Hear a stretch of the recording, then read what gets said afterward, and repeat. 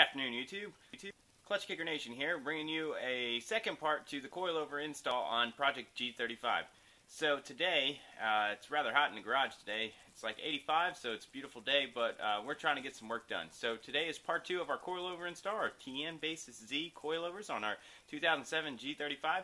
We're going to be showing you how to install all the components with a mixture of the new stuff with some of our old original stuff off our factory suspension in order to make the assemblies complete for installation.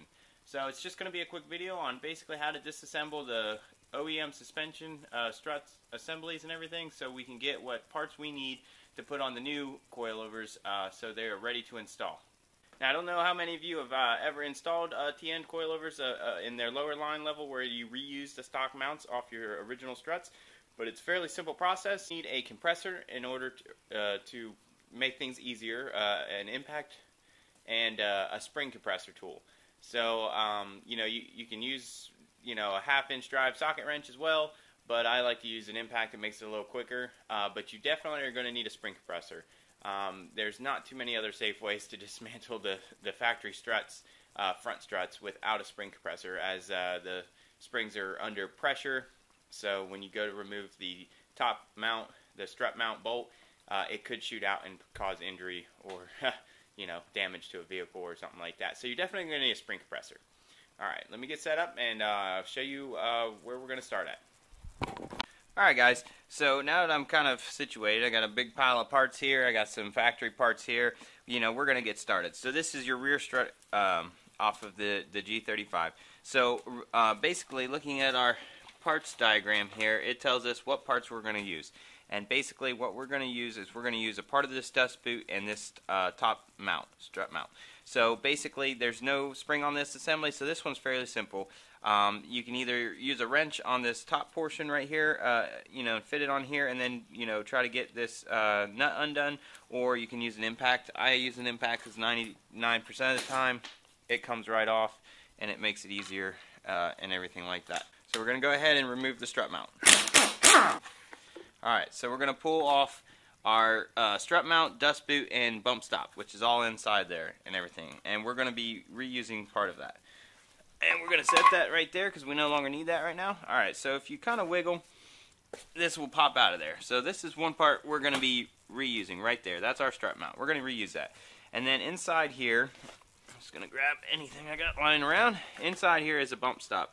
And there's just a little grooves in there, and you can just basically stick anything inside here and just kind of push down, and you'll dislodge the bump stop, and then the bump stop will fall out. You're not going to use this. The new struts from tein come with them.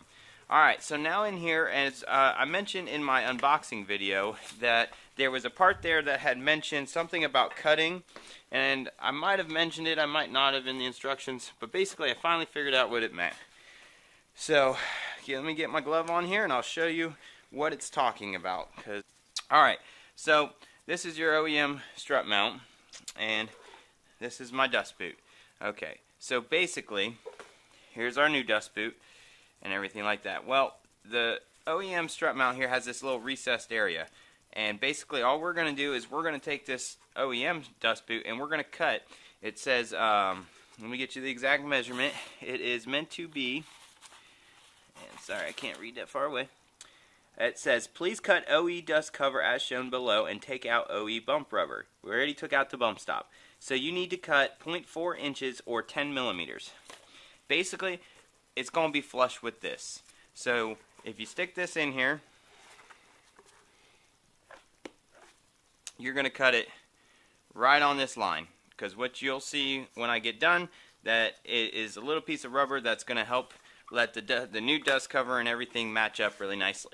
So basically all you're going to do is find a cutting utensil, aka a razor blade, and basically right at this line, 0.4 inches, if you want to get fancy and technical and all that stuff, you can get yourself out your little measuring device and you can sit here and measure 10 millimeters, and you can see that roughly 10 millimeters you're going to cut right where your discoloration is. So basically we're just going to take our razor blade and we're going to put it in here and just kind of work it into the rubber And this is the part you want to be careful not to cut yourself, because nobody wants to go to the hospital. Razor blade tends to cut a little easier through rubber. You're just going to slowly work it a little piece at a time until you've cut all the way around it. Now I'm sure you could come up with an easier way to cut it, but it doesn't have to be perfect. It just needs to take up slack. So however you decide to cut it is how you decide to cut it. Me, I'm just going to take this razor and basically just cut around it. And once I get this done, you'll see what I'm talking about. It doesn't need to be perfect. Just need the reused part of this to aid in installation. Alright, so basically what's going to happen is this piece is going to go back in there like so, and then on the new strut there's a collar there, and then this just fits on there, and that just helps with this whole assembly with making things fit better. Alright, so after trimming it, you'll basically have something that looks like that. Like I said, it doesn't need to be perfect, doesn't need to be pretty, but basically you're just going to trim the rubber until it's even with that. Alright, so there's step one. Step two, we're going to get our strut. Here's our new nut. Here's our collar. Alright, so basically, this diagram here shows us everything that needs to happen. And hopefully you can see this, but it's going to tell you the order of assembly. Strut, bump stop, dust cover, collar, original OE. So this is 3-star means use stock OE parts. Original OE dust cover. So that's the part we cut. Our upper mount, the gasket, and the nut. Now the gasket's referring to is this gasket that is on your stock strut mount. It's just a paper gasket that's there. Alright, so strut, bump stop, new dust cover. So we're going to put on our new dust cover.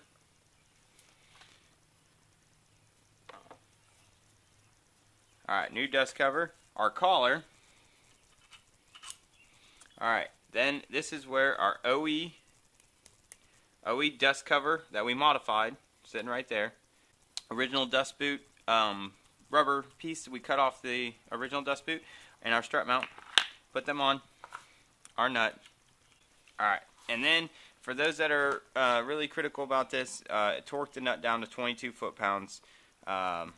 So, yeah, 22 foot-pounds. Me, I'm just going to use an impact just because, just give it a couple bumps. It's 22 foot-pounds. That's plenty. Our tein rear strut is now ready to go and be installed. Alright, so here's your rear adjusters. If you remember the unboxing video, I kind of showed you all these parts. So here's our rear adjusters. You're going to take your tape off of your adjusters here, because we're going to go ahead and set these.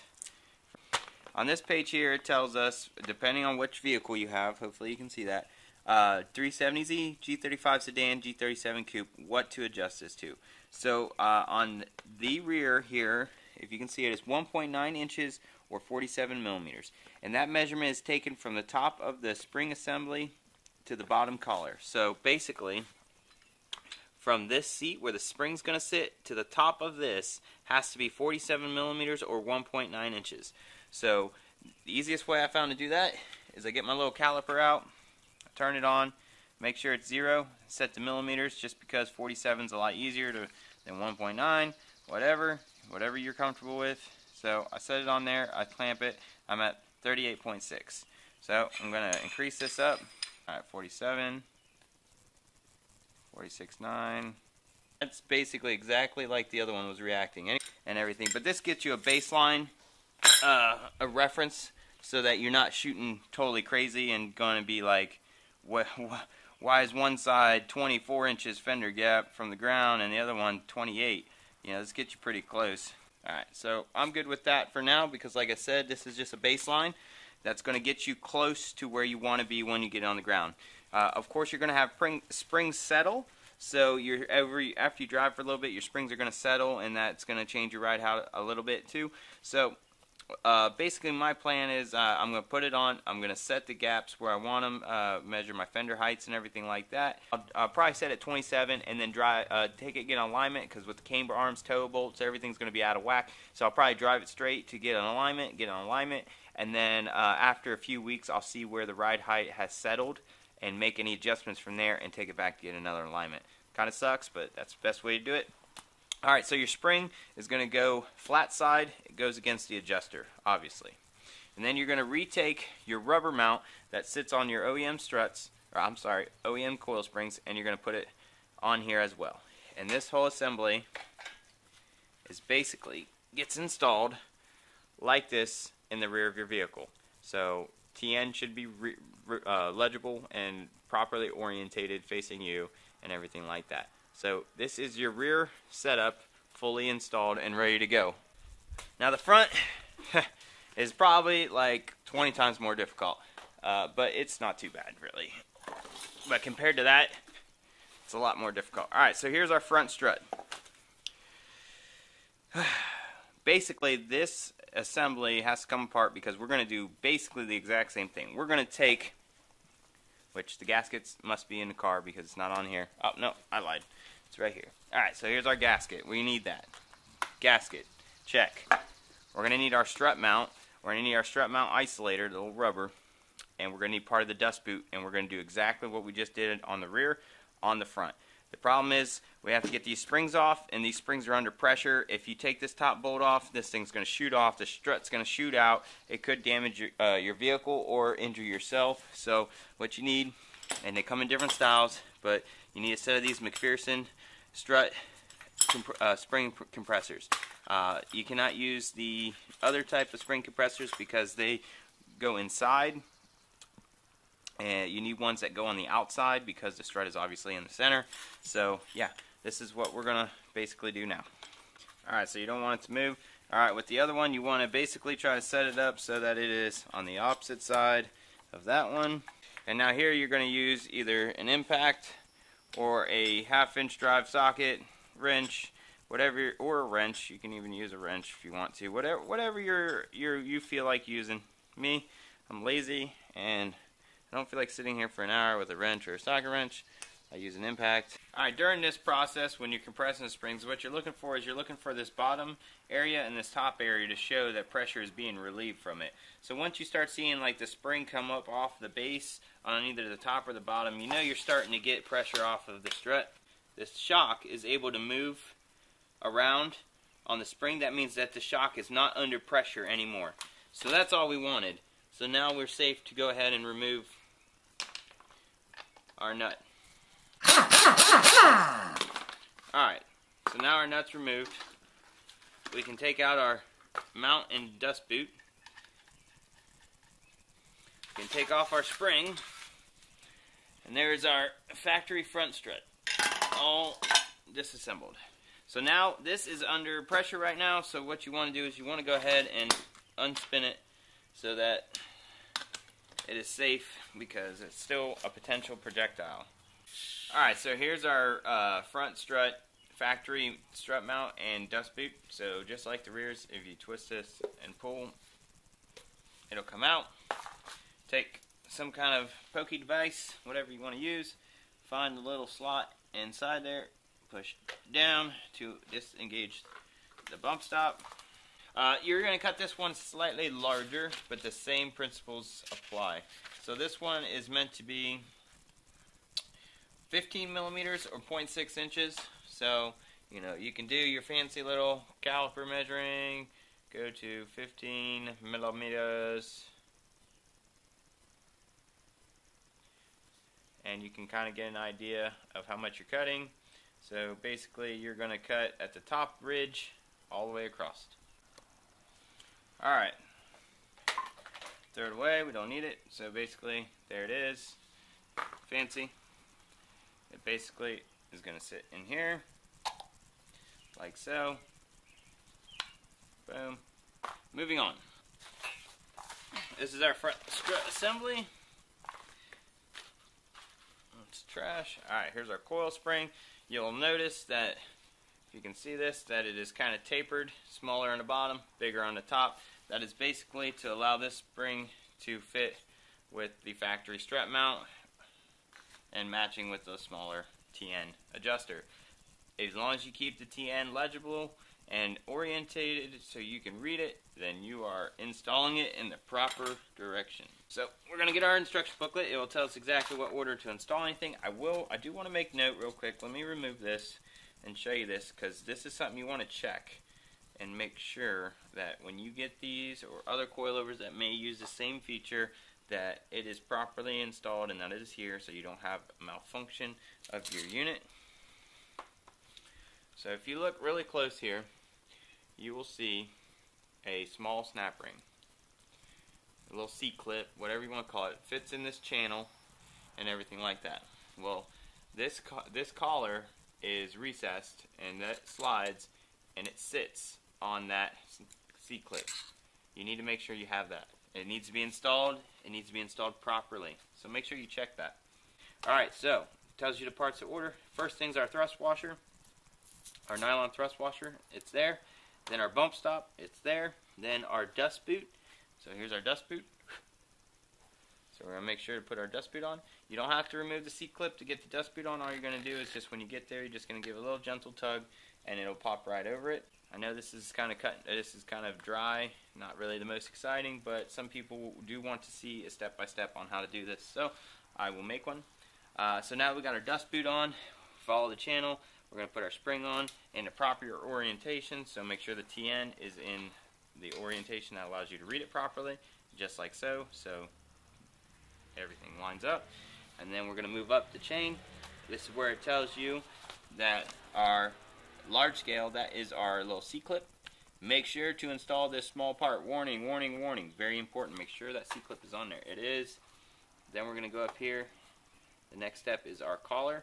Make sure you put the collar on properly. Like I said, it has a recess in there to sit on the C-clip. The other side is flat and machined.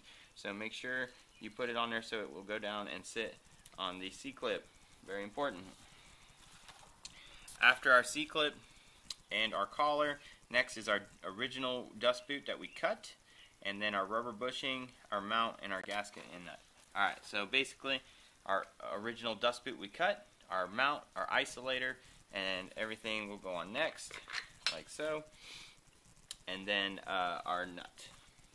We've got to set our reference real quick, which is going to be on the front for our G35 sedan, 40 millimeters. So this one, all you're going to do is I set my thing, zero it out. There's a little spot,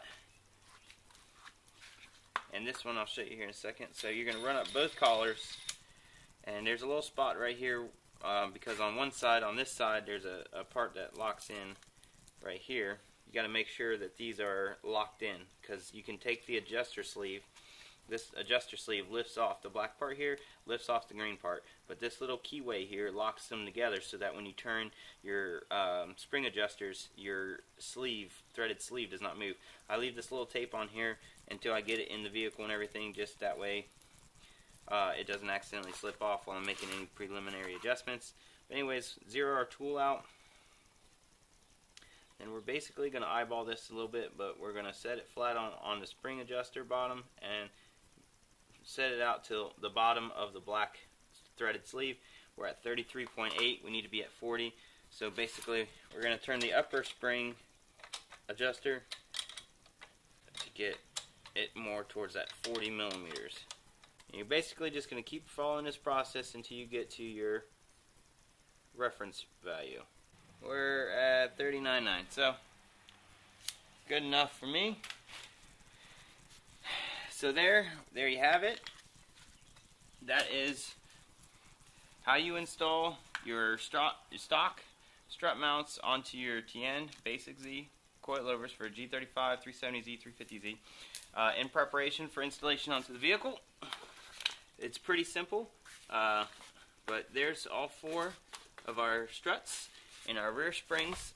Everything is ready to go. Alright, I'm going to start on part 3 tomorrow, probably with modifying the toe bolts and adjusting the camber arms to match the stock camber arm length, getting those all installed and everything like that. So I will be showing you how to do that. And then once that's done, we will actually go to reinstalling the coilovers on the vehicle, and then once we double check everything, we'll set it on the ground and we'll see how she looks, and hopefully I can pull this car out of the garage, give it a bath, and drive it around the block, make sure everything seems good with the clutch, the coilovers, and everything, and then take it down and schedule an alignment, and she'll be ready to rock and roll. So if this helps you out, I know it was a bit cut and dry and a little not too exciting because it was basically me talking about how to put parts on parts, but some people may want to see that. It may help you out. Hopefully it helps you get low.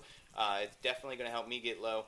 And if you want to see more videos like this, just like and subscribe. I'll be having more install videos coming your way and more of Project G35. Thanks for watching. Take care.